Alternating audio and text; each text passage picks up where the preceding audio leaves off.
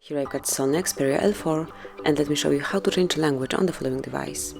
So at first let's open list of all applications, then find and select the settings. Now locate and click on System and go to Languages and Input.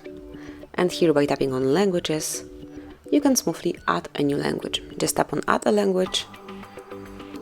And here you've got all the possible options, so just pick the one that you would like to apply. And let me choose, for example, Portuguese, then pick the region, slide it up to the first place, and once it's on the first position, it will be a default language, so the whole device will be set up in Portuguese. And as you can see, everything is changed. And then whenever you would like to go back to previous language or change it again, just tap on System, go to Languages and Input, click on Languages, and you can either remove some language by tapping on More icon, then tap on Remove, mark the one that you would like to delete, tap on Bin icon, click on OK to confirm that you would like to remove this unnecessary language.